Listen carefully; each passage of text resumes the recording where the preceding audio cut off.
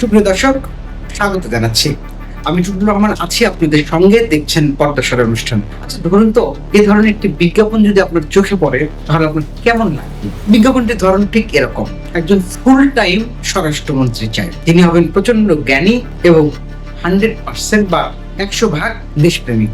এটি বিজ্ঞাপন আকারে হয়তো এখনো আসেনি, কারণ একজন স্বরাষ্ট্রমন্ত্রী চেয়ে বিজ্ঞাপন দেয়া এটা একটা হাস্যকর ব্যাপার। যেমন আইনেরও তো কতগুলো জটিলতা আছে, বা রাষ্ট্রেরও তো চাইতে হবে। কিন্তু ফুল টাইম একজন স্বরাষ্ট্রমন্ত্রী চেয়ে ফেসবুকে অনেকেই স্ট্যাটাস দিচ্ছেন।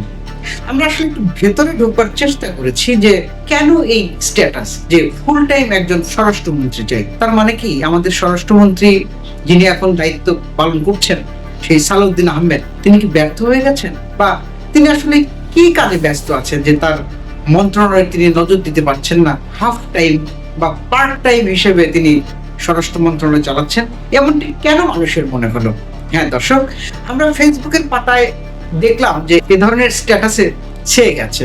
অনেকেই সমালোচনা করছেন যে আসলে আমাদের স্বরাষ্ট্রমন্ত্রী সালাউদ্দিন আহমেদ ফুল টাইম কাজ করছেন না স্বরাষ্ট্র মন্ত্রণালয় নিয়ে, তিনি পার্ট টাইমের মতোই কাজ করছেন। তাহলে আমরা যদি একটু দেখতে যাই যে কেন এই কথাগুলো উঠছে, কেমন চলেছে স্বরাষ্ট্র মন্ত্রণালয়।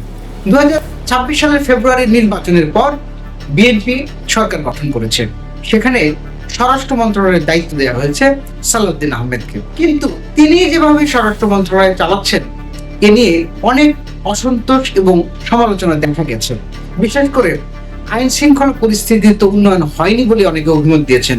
এছাড়াও হত্যাকাণ্ড, ধর্ষণ, বলাৎকার সহ নানা ধরনের সামাজিক গুরুতর অপরাধ বেড়ে গেছে। সাম্প্রতিক সময়ে দেশ জুড়ে বেশ কয়েকটি আলোচিত শিশু ধর্ষণের ঘটনা ঘটেছে এবং হত্যাকাণ্ডের ঘটনা ঘটেছে। এটি নিয়েই কি মানুষের অসন্তোষ? তারা এ কারণেই কি স্ট্যাটাস দিচ্ছেন যে ফুল টাইম স্বরাষ্ট্রমন্ত্রী চাই? আমরা এই বিষয়টি গভীরে ঢোকার আগে একটু যদি তথ্যের দিকে তাকাই যে গত 5 মাসে দেশের আইন শৃঙ্খলা পরিস্থিতি কেমন ছিল।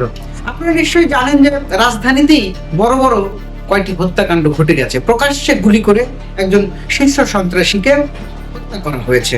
তারপরে ছিনতাই, চুরি, ডাকাতি এসব ঘটনা প্রতিদিনই ঘটছে।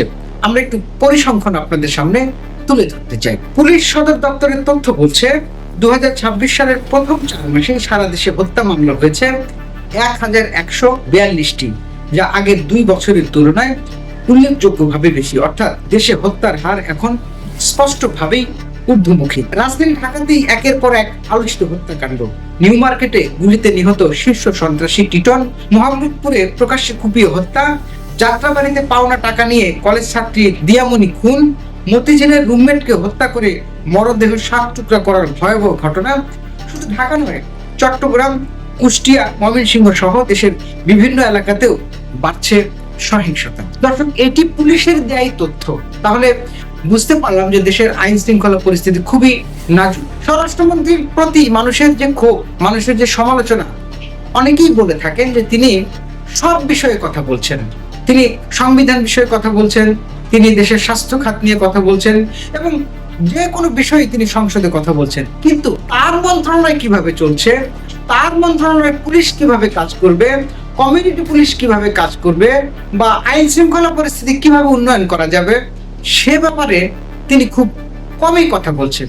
এ ধরনের একটি অভিযোগ কিন্তু অনেকেই করছেন। দর্শক, দেশের আইন শৃঙ্খলার এই পরিস্থিতিতে নেটিজেনরা নানা সমালোচনা করছেন এবং পরামর্শ দিচ্ছেন।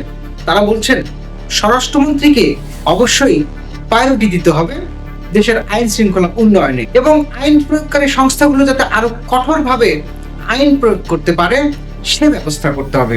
সংবিধান সংশোধন, সংবিধান সংস্কার, দেশের স্বাস্থ্য খাত সহ নানা বিষয়ে স্বরাষ্ট্রমন্ত্রী হয়তো পরামর্শ থাকতে পারে একজন মন্ত্রী হিসেবে, একজন রাজনৈতিক নেতা হিসেবে, কিন্তু তার মনোযোগ দেওয়া উচিত স্বরাষ্ট্র মন্ত্রণালয়ে। এ কারণেই নেটিজেনরা হয়তো বলছেন বা স্ট্যাটাস দিচ্ছেন একজন ফুল টাইম স্বরাষ্ট্রমন্ত্রী চাই।